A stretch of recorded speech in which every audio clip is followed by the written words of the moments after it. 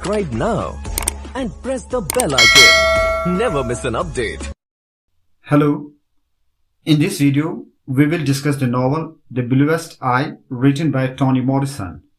The Bluest Eye, written by Toni Morrison, was published in 1970. The story is set in 1941 in Lorain, Ohio, which is Morrison's hometown. The novel is divided into 4 long chapters, and each chapter is named after a season: autumn, winter, spring, and summer. The novel tells the tragic story of a young girl named Pecola, who is regarded as ugly because of her dark skin.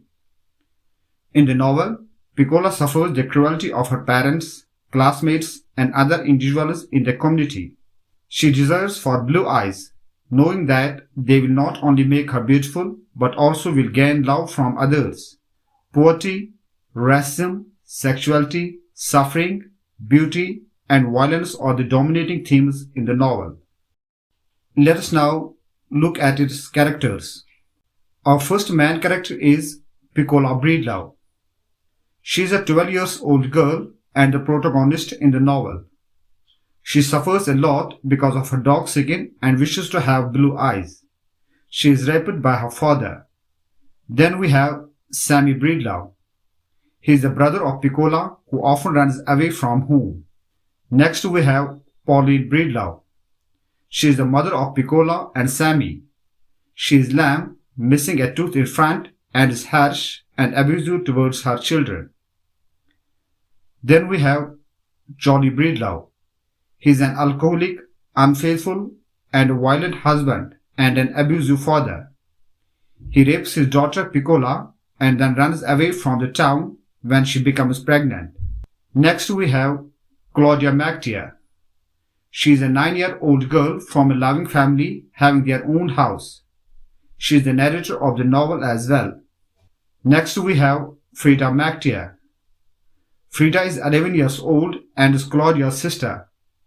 She is a fearless girl who is ready to stand up for herself and others. Then we have Mrs. Mactia. She is the mother of Frida and Claudia. She is harsh but a protective and loving mother. Next we have Mr. Mactia. He is Frida and Claudia's father. Like his wife, he is harsh but a loving father.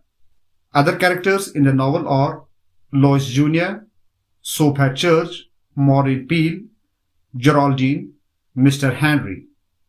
Let us now look at its summary. The novel has 3 untitled sections telling the story of a father, a mother, Dick and Jane, which is properly punctuated. The story is then repeated again without any punctuation or capitalization, but with a space between each of the words. The story is repeated a 3rd time and the text has no capitalization, no punctuation, and no space between the words. Then in the next section, which has been again left untitled, the unknown narrator explains that no marigolds grew in the autumn of 1941. The narrator, who is actually Claudia, and her sister Frida, thought that the marigolds didn't grow because Pecola, a young girl in the town, was having her father's baby. After a little examination, they found that their seeds were not the only ones that did not sprout. But nobody's did. Even the gardens fronting the lake did not show marigolds that year, but they were deeply concerned with the health and safe delivery of Pecola's baby. They thought if they planted the seeds and said the right words over them, they would blossom, and everything would be alright. The first chapter, Autumn, begins when Rosemary teases 2 sisters named Claudia and Frida. She tells them they can't get into her father's car since she is white and they are black. The Mactias have their own small house and the family is poor but loving. Claudia describes her house old, cold, and green. At night, a kerosene lamp lights their large room and other rooms remain in darkness, which are occupied by roaches and mice.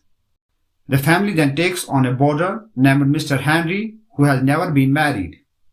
He is playful with Frida and Claudia and does a magic trick for them, presenting a penny, then hiding it in his clothes for the girls to find. Soon after Henry, the family gives home to another guest, namely Pecola Breedlove.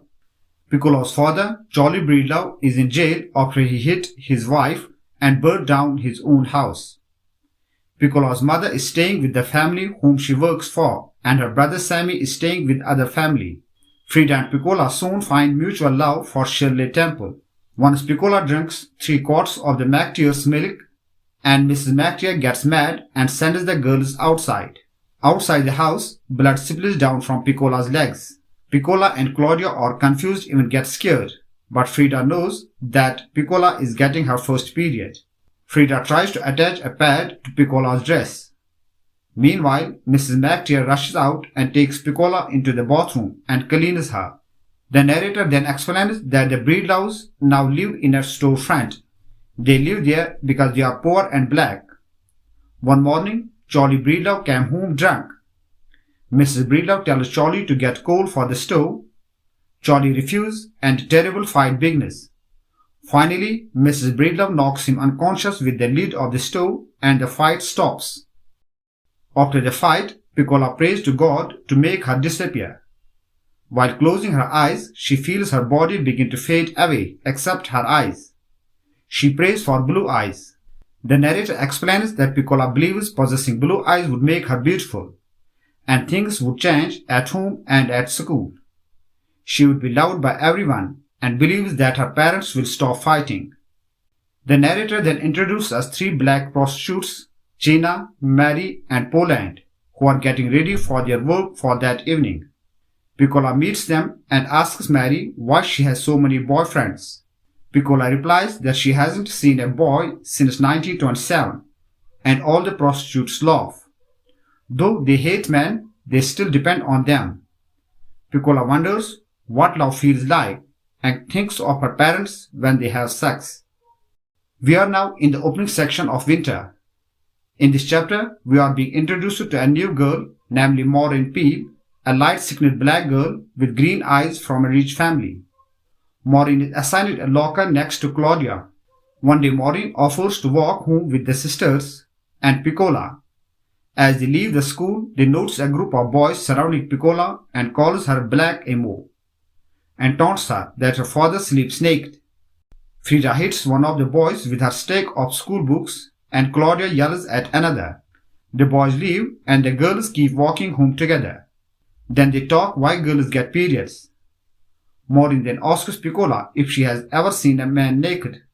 Pecola replies that she has never seen her daddy naked. Maureen presses the question when Pecola mentions her father. Claudia and Frida ask them to end the conversation, but Maureen continuously presses the issue and calls Pecola's father Black Old Daddy. Claudia yells and moves to punch Maureen, but she misses and hits Pecola in the face instead. Maureen runs off, calling the girls Black Emos. When Claudia and Frida return home, they find Mr. Henry alone. He gives the girls some money and tells them to go to buy ice cream. When the girls return, after buying candy, they hear a laughter coming from inside the house.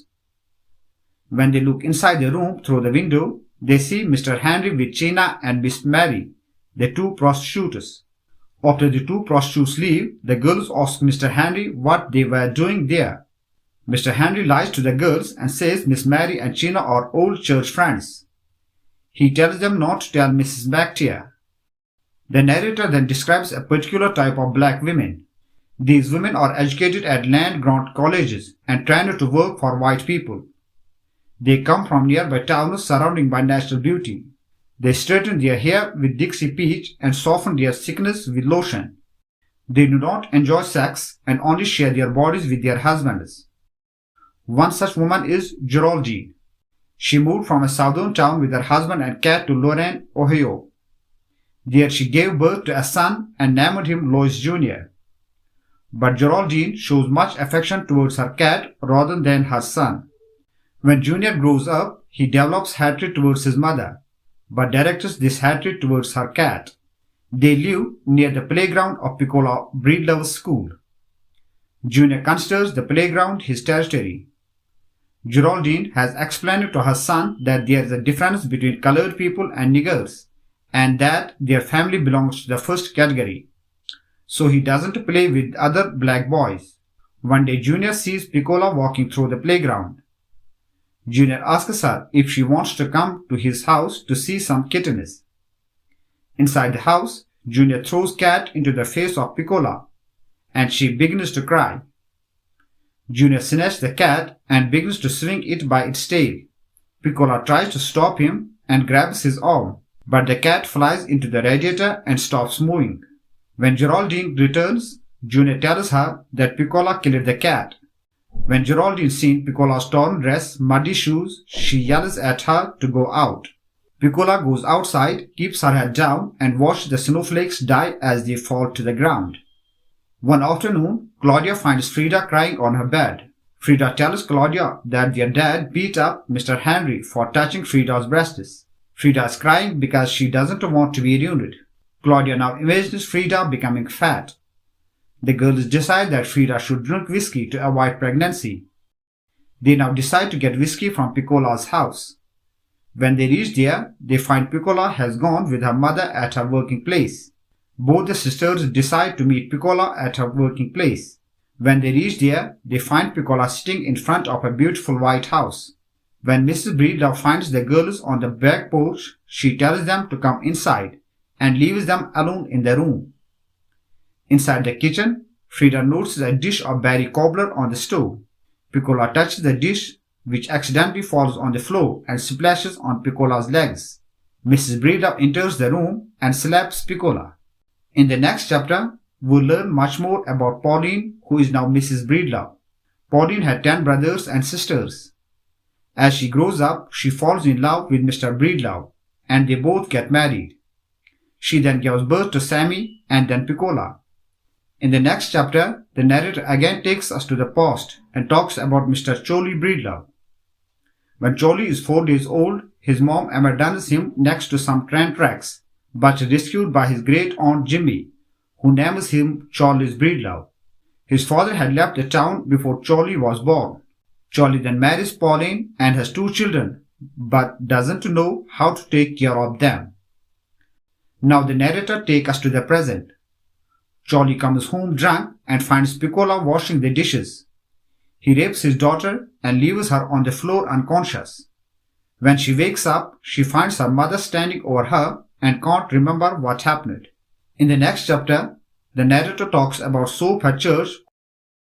Being a failed preacher, he has turned into a caseworker and declares himself a reader, advisor, and interpreter of dreams.